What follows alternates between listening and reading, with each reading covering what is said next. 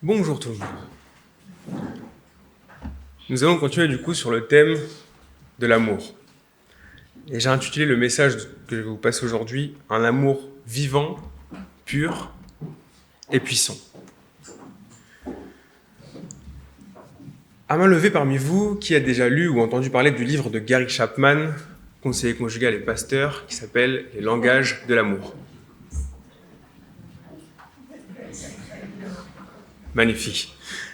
Pour ceux qui ne l'ont pas lu ou qui n'ont pas entendu parler, c'est un livre qui décrit les multiples façons de communiquer son amour pour l'autre à travers 5 langages qui sont les suivants.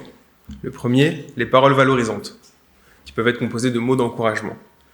Le second, les moments de qualité, des moments de complicité partagés entre plusieurs personnes. Les cadeaux, pas besoin de davantage parler de ça, c'est un objet qui peut être donné. Les services rendus, c'est un service qui est apporté à une personne pour l'alléger. Et pour finir, les touchés physiques, un geste, une tape dans le dos, un geste réconfortant. C'est une façon de manifester de l'amour, mais aussi de comprendre comment percevoir cet amour. Car chacun d'entre nous, nous sommes différents, nous n'avons pas le même langage de l'amour. Donc la manière d'exprimer son amour et la manière de recevoir l'amour. Et pourtant, ces langages de l'amour sont universels et peuvent être également aussi une source de communication de l'amour au sein de l'Église. Et c'est ce que je vous propose de voir ce matin, à travers plusieurs points. Le premier, un amour inconditionnel et éternel. Le second, un amour invisible et indélébile. Et pour terminer, un amour éprouvé. Pour ce faire, nous allons lire ensemble ce matin un texte dans le Nouveau Testament. Il s'agit de 1 Jean 4, verset 7 au verset 21, que je vais lire dans la version Summer. 1 Jean 7, 4, verset 7 à 21.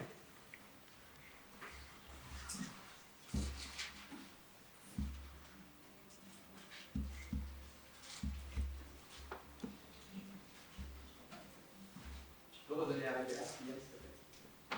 1 Jean 4, verset 7 au verset 21. On avait compris 1 Jean 7. Ouais, moi aussi j'avais compris. Ah, pardon. 1 Jean 4, verset 7.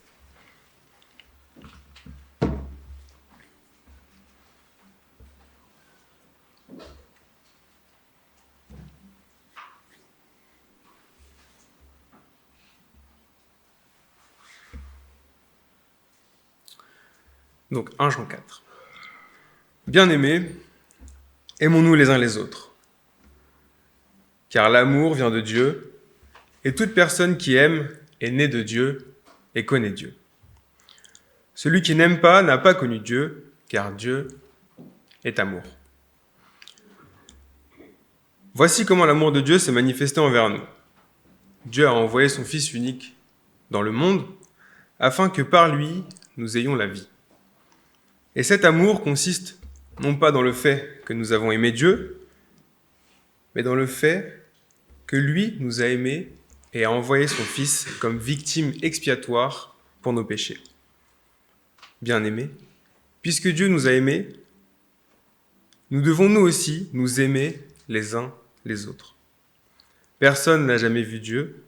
Si nous nous aimons les uns les autres, Dieu demeure en nous, et son amour est parfait en nous. Nous reconnaissons que nous demeurons en lui et qu'il demeure en nous au fait qu'il nous a donné son esprit. Et nous avons vu et attestons que le Père a envoyé le Fils comme sauveur du monde. Celui qui déclare publiquement que Jésus est le Fils de Dieu, Dieu demeure en lui et lui en Dieu. Or, nous avons connu l'amour que Dieu a pour nous et nous y avons cru. Dieu est amour, et celui qui demeure dans l'amour demeure en Dieu, et Dieu demeure en lui.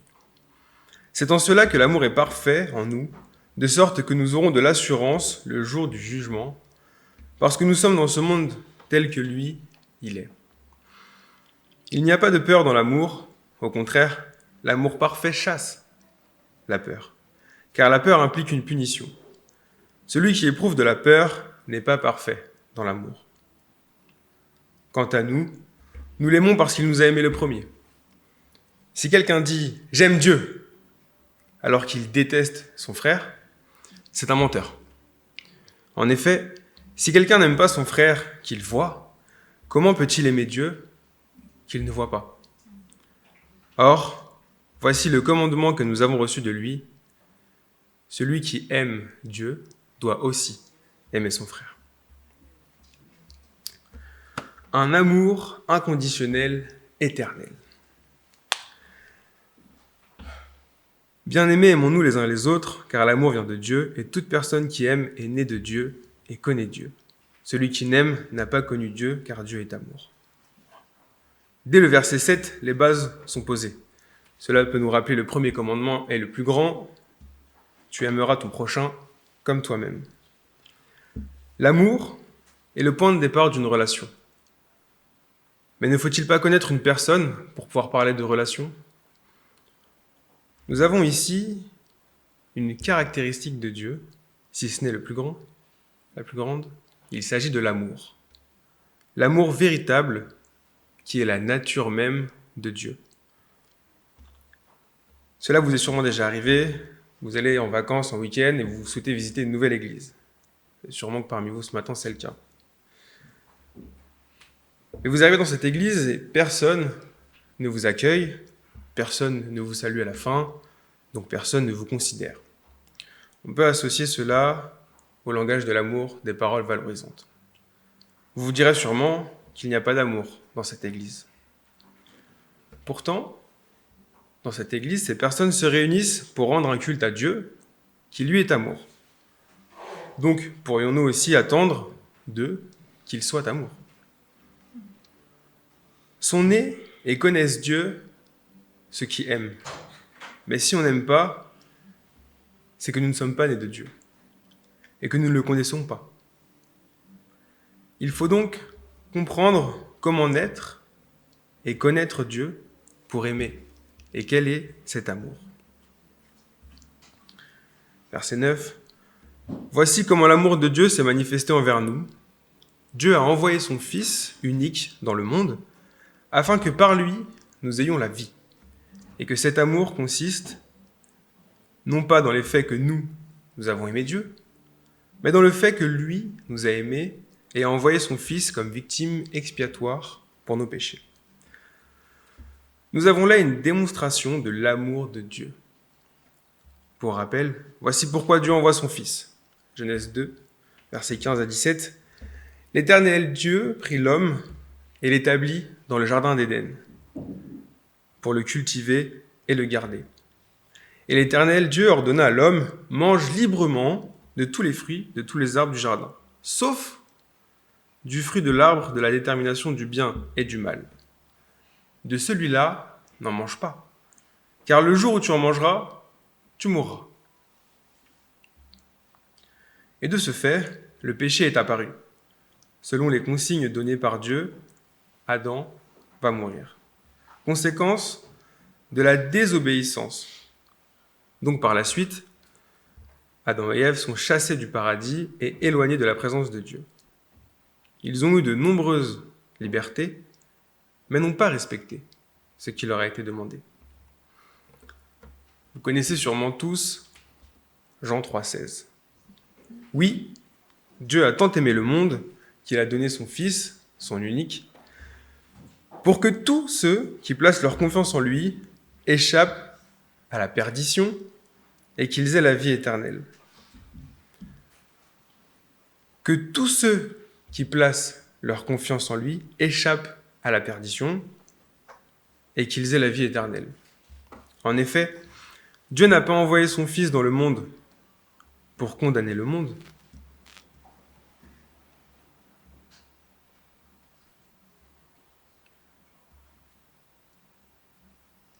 mais pour que celui-ci soit sauvé par lui. Permettez-moi une reformulation.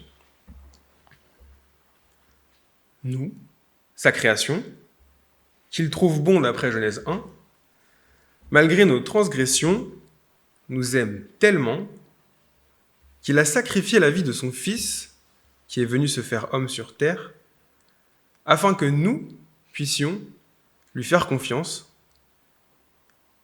et qu'on échappe, suite à la désobéissance qui a causé le péché, à une vie de perdition, et que nous puissions bénéficier de la vie éternelle, et donc plus de mort. Vous vous souvenez d'un langage de l'amour ? Nous avons ici un moment de qualité, car nous avons l'assurance que nous pouvons être en présence de Dieu.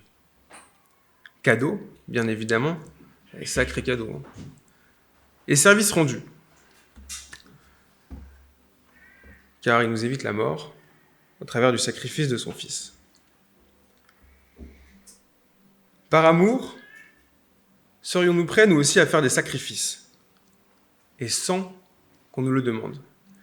Laisseriez-vous une personne regarder avec vous une série ou un film qu'il a déjà vu 50 fois, à tel point qu'il connaît les répliques par cœur et que du coup c'est lui-même qui fait le film ? Ça devient très vite agaçant. Mais seriez-vous prêt à le faire par amour ? Laisseriez-vous le dernier morceau de poulet à un invité que vous avez déjà invité plusieurs fois, mais toujours il vient les mains vides ? Seriez-vous prêt à vous occuper des enfants, de la famille, pour laisser une soirée de libre à votre conjoint alors qu'il ne participe à aucune tâche ménagère ? Parce que si nous lisons le verset 10, Dieu n'a pas envoyé son Fils parce que nous lui avons demandé, ou parce qu'il nous était redevable, simplement parce qu'il nous aime. Et il nous a aimés le premier, alors que nous n'avons même pas conscience de son existence.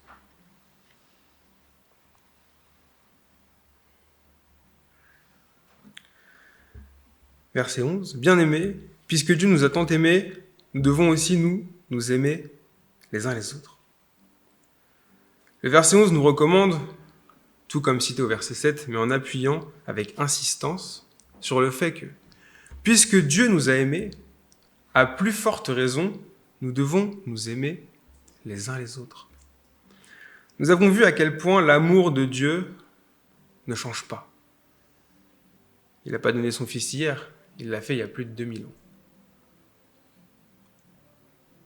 Peu importe ce que nous faisons, il nous aime et jour, et ce depuis le commencement. Cependant, il n'est pas facile de s'aimer mutuellement, comme Dieu nous aime, car nous sommes humains. Dieu le sait et il veut nous aider. Un amour parfait et indélébile. Verset 12. Personne n'a jamais vu Dieu. Si nous nous aimons les uns les autres, Dieu demeure en nous et son amour est parfait en nous. Nous reconnaissons que nous demeurons en lui et qu'il demeure en nous au fait qu'il nous a donné son esprit et nous avons vu et attestons que le Père a envoyé le Fils comme sauveur du monde. Il est vrai que peu de personnes ont vu Dieu et ces personnes ne sont plus présentes physiquement pour en parler. Mais elles nous ont laissé une trace écrite à travers la Bible, ce qui a permis que l'amour de Dieu puisse être transmis au travers des générations.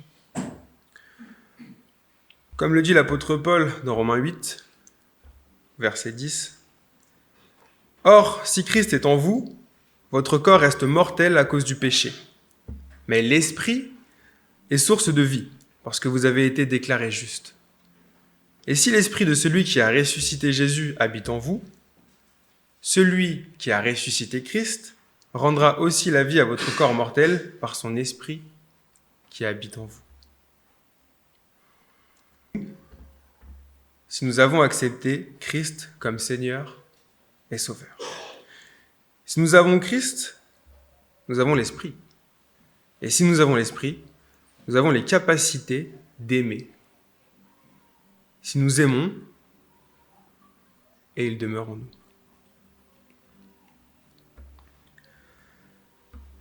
Celui qui déclare publiquement que Jésus est le Fils de Dieu, Dieu demeure en lui et lui en Dieu. Or, nous avons connu l'amour que Dieu a pour nous et nous y avons cru. Dieu est amour et celui qui demeure dans l'amour demeure en Dieu et Dieu demeure en lui. C'est en cela que l'amour est parfait en nous, de sorte que nous aurons l'assurance, le jour du jugement, parce que nous sommes dans ce monde tel que lui, il est. L'amour est en nous si nous voulons de Christ dans notre vie. Nous pouvons être certains que rien ne peut nous éloigner de Dieu, à part nous-mêmes, si nous mettons des distances. Rien ne peut nous empêcher d'avoir la certitude de vivre près de Dieu après notre vie terrestre, à part si nous ne voulons pas de Dieu dans notre vie. Car rien ne peut arrêter, atténuer ou effacer l'amour que Dieu a pour nous. Nous pouvons au quotidien vivre avec la ferme conviction que Dieu nous accompagne, car il demeure en nous. Et que le jour venu où nous serons en face de lui pour rendre des comptes, Christ sera là pour nous défendre et témoigner en notre faveur.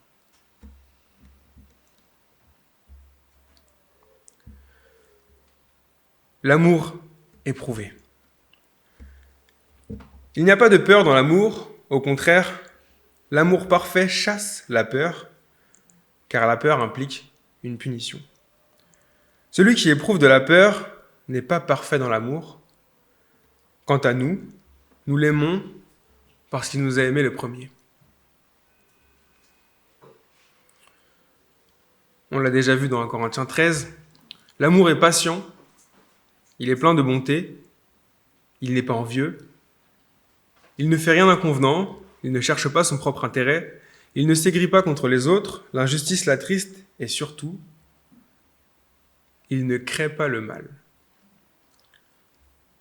La peur et l'amour sont antinomiques, tout comme le mal et le bien. Souvent, et surtout en famille, nous avons beau nous aimer, la moindre petite tâche non faite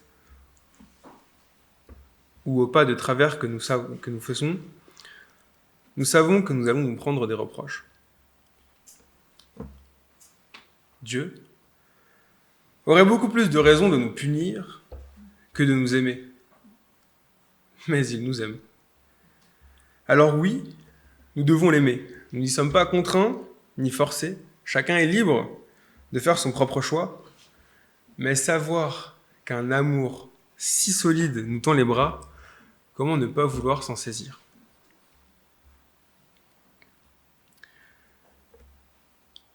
Si quelqu'un dit « j'aime Dieu » alors qu'il déteste son frère, c'est un menteur. En effet, si quelqu'un n'aime pas son frère qu'il voit, comment peut-il aimer Dieu qu'il ne voit pas ? Or, voici le commandement que nous avons reçu de lui. Celui qui aime Dieu doit aussi aimer son frère.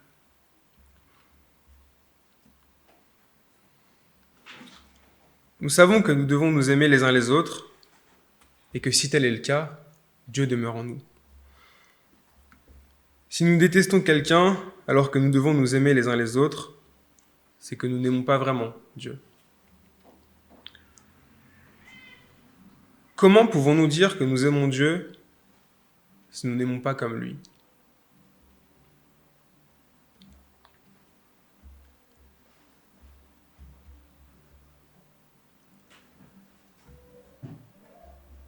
Pour conclure, c'est une grâce immense de savoir que nous sommes aimés.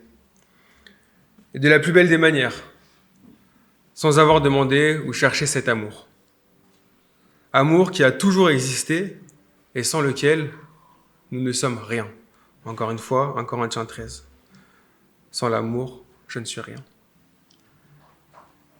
Cet amour inné, nous devons le laisser s'exprimer afin qu'il puisse atteindre tout son potentiel. Ce n'est pas un amour malicieux qui vise à nuire, mais un amour merveilleux à suivre. Pour aimer comme Dieu nous aime, il faut comprendre comment il nous aime. Il faut surtout savoir que c'est grâce à lui que nous pouvons aimer. Car à cause de notre nature, nous en sommes incapables, seuls. Au travers de sa parole et de notre relation avec lui, notre cheminement à ses côtés nous aide à développer l'amour.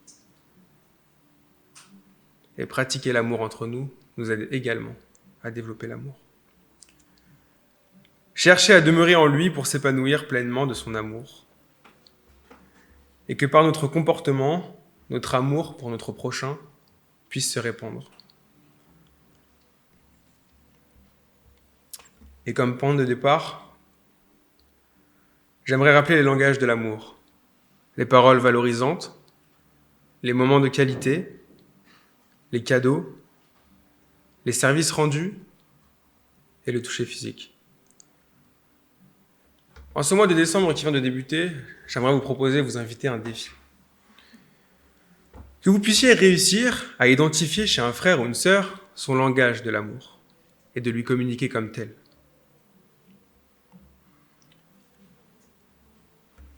Chers frères et sœurs, aimons-nous les uns les autres, que Dieu nous aide à vivre avec son amour et nous aide à nous aimer les uns les autres comme lui, il nous aime.